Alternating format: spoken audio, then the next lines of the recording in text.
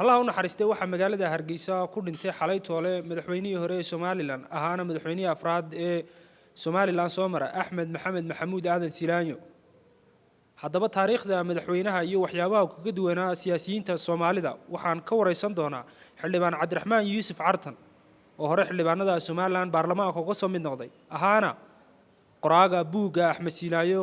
intii uu noolaa uu ka qoray xildhibaan ay ku soo dhawow bal waxaad nooga warantay Axmed Maxamed Maxamuud Silaanyo qofka waxa iyo waxyaabaha aad ku xasuusato xilligaas barteen bismillaahir rahmaanir rahiim horta marka ugu horeysa waxaan tacsi u direynaa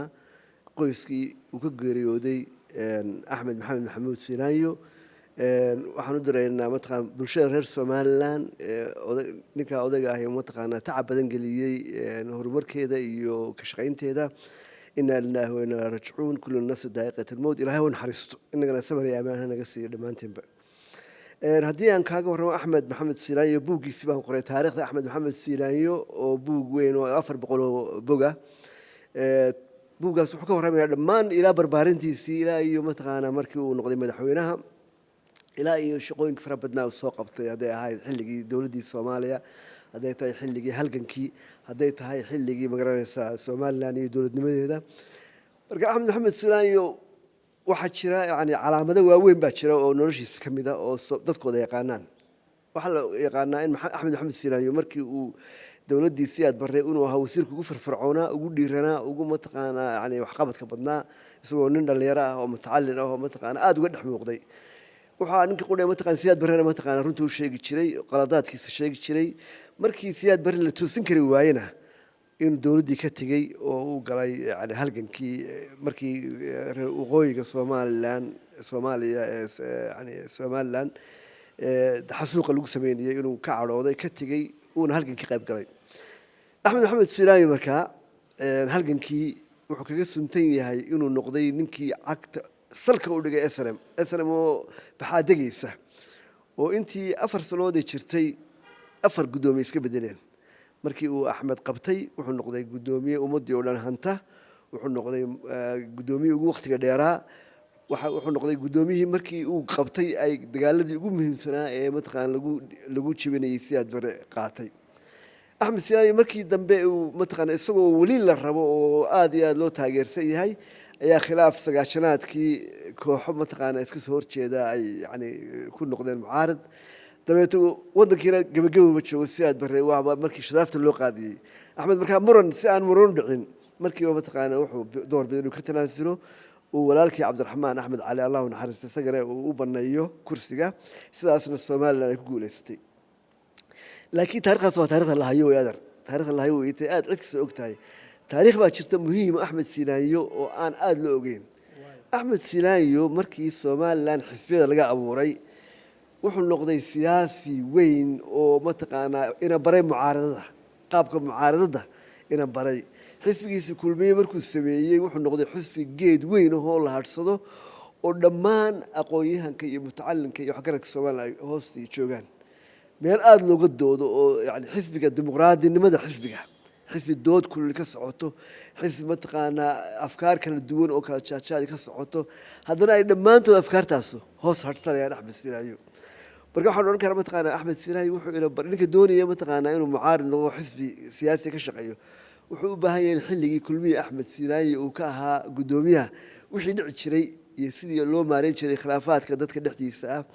عد قلوا الصومال لا هيدو متقانا يعني مرنكي كتاجنا كبحدي كثير أيام بتشرين حزب جيسي مركا قاب كلهم معارضه أي حزب قاسي أنا مرة حزب قاسي هو معارض وينه أو متقانا قيوم بدل له أي ترتكيو قال متقانا يعني محتويدي صدحي لما يكون صدحي ساد كودا ورقبتان أحمد سيلايو سديتهم كم بالله بحلاي سديت العود بالله هلاي أحمد سيلايو وانك يقول أفريقيا عالم كون بيابي إنه نس ديتن عود لقى هلا ولما هدي اللي قلنا قلنا لقى يابا إن سديتك أو حسك بدل لها ويسوي لها هذا هنيي مدحون الريالة وأقبلي إن سديت لقى هلا وأي تاريخ الصومال لاني أفريقيا يوروب تبقى شيء حتى أمريكا وين بمنطقة أمريكا وين دمرات ينوك هنا أي حتى آن لو خلا بحيث سديتن عود يوحنا بدأتونا بركة أحمد أستامها سياب كلا أيولي هاي taariikhda Somalilandna bog dahab uu kaga qoran yahay cidda doonaysa siyaasadda inay mataqaanaa bal wax ka kordhisana oo ay example noqonayso maanta doorashada ku jirnaa tartan baa jira qurux badan oo inoo dhacay oo mataqaanaa doorashadii si nabadgelya inoogu dhacday yani maanta dee wax allaale haddii 80 lagu kala tegi jiray waxay la tahay mataqaanaa inay inoo tahay example fiican inaynu maanta sidii Silaanyo ina baray oo inagu barbaariyey aynu mataqaanaa dee ka faa'iideysano ku dayano ay u baahan tahay waayahay Soomaalida Axmed Silaanyo waxa la sheegaa in laba siyaasi ama dadka dhinaca siyaasadda ugu magac badnaa laba ama saddex una kastaxaad u noqonayo bal xagga uu Soomaalida siyaasadeeda iyo waxyaabaha uu ka hadii aad artana waqtigaana uu soo shaqeynayna waad joogtay aad wax nooga sheegto maxaa kamid ah xilligii siyaad barre for example waxyaabo badan oo cajaa'ib ah mataqaanaa ay kamid ahayd cilmiga la iska xaqabsada oo wadanka lagu dhisay iska xaqabso oo populationka inta mataqaanaa la abaabulo loonay wadooyinka shaqeeya oo barnaamijka ummadda inta la abaabulo isku la dhisa barnaamijka iska xaqabso isaga keenay maanta isagoo wasiirka muxuu ahaayay qorsheynta ah ereyga qorsheynta isaga bixiyay jaangoynta loo bixiyay markii wasaaradda bas qorsheynta uu bixiyay qorsheynta waa la qaatay waxyaabaha mataqaanaa heer galay bay kamid ahay Soomaaliya xitaa ku soo siyaadiyay wuxuu kale oo mataqaanaa caalamka markii lagu biiriyay Arab League Silaanyo wuxuu ahaa ninkii Arab League mataqaanaa ku biiristeeda dad badan ma mooday inuu Cumar Carte ahaa actually Silaanyo ahaa ninka mataqaanaa yani jaamacadda Carabiya lagu biiriyay oo lahaa mataqaanaa waynu ka faa'iideysanaa dhaqaalaha Carabta ayaa Soomaaliya ka faa'iideysan kartaa Axmed Silaanyo bariga askari nidaam askari oo ahaa oo mataqaanaa waxa lagu dhaqaaqo lahaa wuxuu soo saaray wax la feasibility study wariyaan talaabo la iskaga qaylin waxa lagu dhaqaaqayna horta daraasada la sameeyo daraasada kadib ayaynu mataqaanaa wixii haday suuragal noqonayso la sameeyo waxyaabahaas ka sameeyo caanahayd maanta Somaliland waana kula mataqaanaa wuxuu ahaa oday buu ahaa mashaariicda iyo waxyaabaha uu ka qabtay waqtiga dawladda siyaad bare maxaan ka xasuusanaa mashaariicda ugu weynee uu markii hore weysanayay waxay ahayd mashruucii mataqaanaa yani sheekada ahayd mataqaanaa dekada berbera warshada sibirka markii la bilaabayay ayaa la yiri warshaduna ha ka samaysanto warshada ha laga sameeyo markaa laga sameeyo Muqdisho dhagaxeeda iyo dhoobadeeda ha laga soo qaado berbera afsi waxaas ma wax soconaya berbera baddi baa ku taala dekadii waa soo fadhiisanaya hadii la dhoofinayo toos laakiin dhagaxa soo ururiyo oo mataqaanaa geeya koonfur geeya waxaas wax soconaya maaha ninka qora ugu badheeray buu ahaa mataqaanaa yiri mataqaanaa socon mayso imika haddeer ku dheeda sheekadan ah mataqaanaa yani wadada Carigaabo ka mid ahayd wadada Carigaabo markuu wadada Carigaabo feasibility study uu sameeyay in laga dhiso Carigaabo wada la geeyo gobolkaas oo gobol aad u barwaaqo badan badii leh xoolihii leh macdintii leh dahabka laga guranayo ee hadda bilaabmay waxaas ay u jireen marka isagoo dhaqaalaha wadan ka fikiraya ayuu yiri mataqaanaa waa in loo sameeyo laami Carigaabo loo sameeyaa waa waqtigii dawladda siyaad bare waqtigiisii hasi yeeshee siyaad bare isagoo markaa dee xoogaa nin iska qabiilina noqday warshadii Boosaaso wadadii uu dilay waad ogtahay oo Silaanyo markii uu xukunka yimi talaabadii koowaad uu qaaday waxay wadada Carigaabo hadana inuu dhiso markii wuxuu igu yiri mataqaanaa marka hadaan xukunka helo imaado talaabada ugu horeysa qaadaya Shiinahan tagaya oo wadan noo dhisa Shiini buu tagay sidii uu yeelay Shiini buu tagay wadan noo dhisa waa wadan la ixtiraafsan mihtiidine wadaduna waa mashruuc weyn weeye ee suuragal maaha dabad Kuwait buu tagay Kuwait buu hadana mataqaanaa wadan noo dhisa Kuwaitna waxay ahayd wadan baatiin mataqaanaa wali Soomaaliya oo kala daadsan tahay waatii aynu bilownay in nus saaca carruurteena oo ku bilaabeen laga sameeyo mataqaanaa dhamaantii yani waxa kale oo kamid ah waxyaabaha waaweyn ee mataqaanaa uu Silaanyo bilaabay DB World wadada dekada berbera oo reer Soomaaliya ku kala qaybsanaayeen oo reer berbera moodiyeen mataqaanaa in hadii DB World timaado ay meeshu gacantooda ka baxayso haddana DB World buu keenay maanta DB World inta ay Soomaaliya u tartay iyo dhaqaalaheeda iyo koridoorkan iyo dunia oo dhan waxaan Axmed Silaanyo bilaabay ninka qodhay ka fujiyay reer berbera dekada madaxweyne kale oo ka furjin lahaa ma jirin waxay noqdeen meel yar oo tuubo yar bay ahayd oo reer miyiga iyo dadka meesha deegaanku ay ku noolaayeen hadda waxay noqotay wax aad iyo aad qiimo u leh nashada nidaamka dawladnimada Somaliland maxaa lagu xusuusan doonaayo uu ka qayb qaatay dimuqraadiyadda aynu bilownay ee dhade ila waxaanu naqaanay ma ahayn xisbigii ugu weynaa ee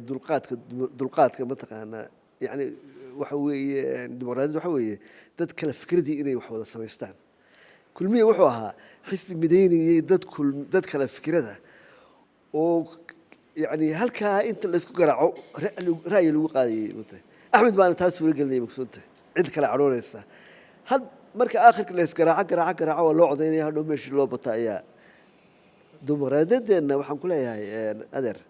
ninka salka u dhigay una baahan in la derso maqsuudta kaalintuu ku lahaa dimuqraadiyadda xisbiga kulmiye iyo siinaayo shakhsiyan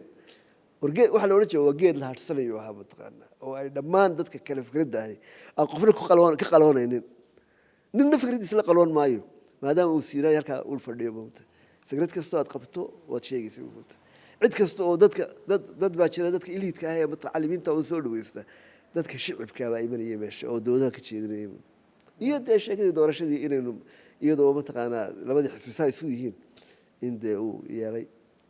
2010 buu daahir yaalo 80 cod kaga badiyay markii hore ka guuleystay maxaa lagu cabsan doonaa 7 sano uu Soomaaliland hogaaminayay dee 7 sano horta dee maxaa DPL ka weyn number 1 maxaa ka weyn wadada Cergaabo iyadoo aan dowladina caawinaynin ee aynu sheebkeena dhiiranaanta inta la eg hadda dadka Cergaabo taga Cergaabo waxaan ka soo baxay maalin dhawto doorashadii hadda waxaan ka soo baxay 12 fiidkii halka Hargeysa joogay dhowr habeen baa loo soo dhixi jiray oo lagu dhiman jiray meesha dumarka mataqaanaa yani foolanaya wadada ku sii dhiman jireen inta baabuurka la cararayo ambulanska way wadada soconaysaa yani dadka hagaa digani barigo habeen iyo maalin way u ducayaan ilaahay jannadii ha geeyay yiraahdo ninkaas waduu noo sameeyay horumarkuna infrastructure kama soo haro wadada inkastoo madaxweynaha hadda joogay mataqaanaa hadda imika la bedelaya uu dhamaystiray wadadii laakiin tallaabada ugu weyn DP World wadada Cergaabo iyo Soomaaliland oo mataqaanaa sheeko kale oo furantay waxay ahayd mataqaanaa in doonimeen Muqdisho Soomaaliland waxa u jeeday Muqdisho doonimeen noqoda oo ninkii mataqaanaa Muqdisho la hadlayna la xaska ka xidhnaa oo fikradda wada hadalka baa inkastoo qoladii reer koonfureedku ay arintii aan si daacada u yeelin oo mataqaanaa dustus iyo laablaab waxay badan uga sheekay ka noqdeen marka dhiiraan nin buu ahaa oday ah jabhada ah isu kalsoon dadkiisa kalsooni ka haysta nina aanu ka baqayn sidaan inuu meel daran ka tuuro saasayd maxaa ku kalifayay in Axmed Silaayo waxa soo go'aanaa uu qaato isagoo de bulshada aad sheegtay in uu ka haysto fursado ama ay aqbalayaan wallahi kalsooni iyo oday wuxuuna ahaa dee nin jabhadna ahaa oo ummadda soo hogaaminayay xilliyadii ugu adkayd markana ahaa oday dee mutacallinna ah waayeella ah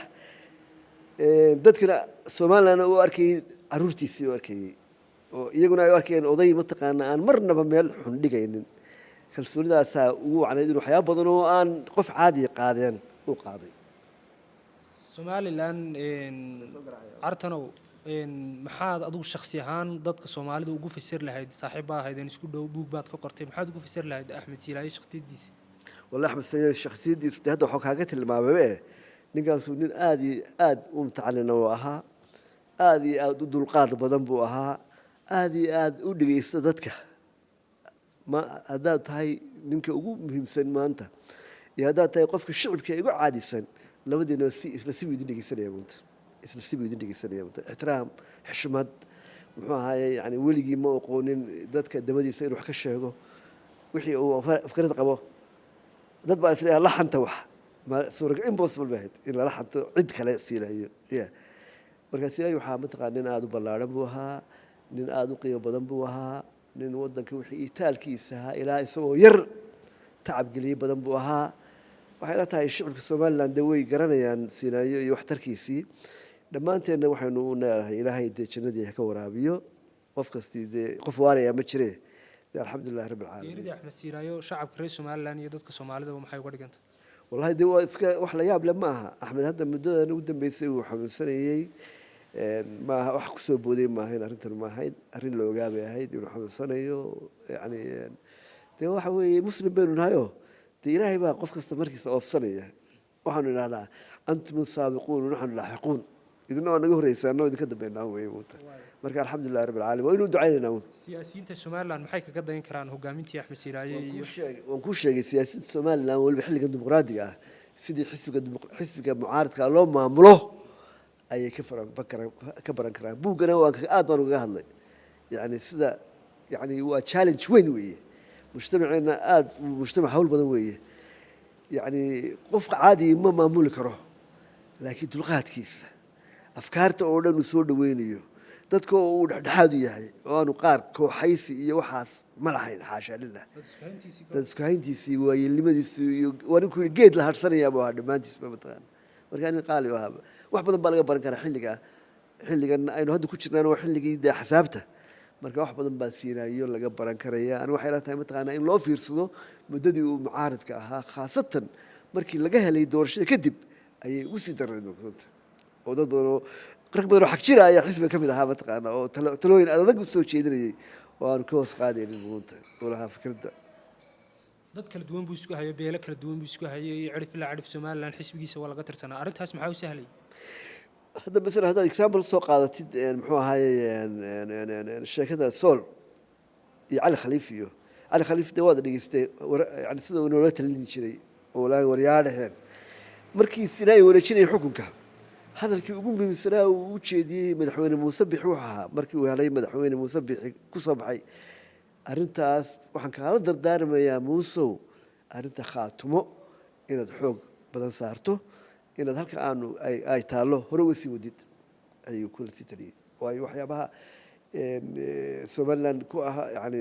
dhabarjab ku ahaa waxay ahayd inaan shicibka sool iyo sanaag bari aanay aad iyo aad ugu qanacsanayn muxuu ahaayey laakiin haddase yeeshee hadda eeg haddaad doorashadii baarlamanka eegtid dhammaan gobolka sool waa laga doodi way ka tartameen dadkaas beriga dadka sool ka yimaada waxay ku iman jireen isxambaar dhammaan waxay kusoo baxeen codad bay kusoo baxeen waa sababta ay ugu soo duuleen qolyaha somaliland kasoo horjeedaysay wallahi somaliland hadday soolna saa u raacday dee khalaas ictiraafkeeda waa fooda wey muunta maxaa lagu xasuusan doonaa waa islaada artana ninkaa weyne somaliland ka baxay wallahi dee waxaan ka hadlay hadda oo dhan waxyaabo lagu xasuusan karay bay noqonayaan mugunta yani dulqaadkiisii dumaraadadiisa uga qayb galay siduu mataqaanaa waddanka yani aragtidiisa u ballaarinayey si dadka ka dabadaha ka baqas uu soo xereynayey sidii uu muqdisho qudheeda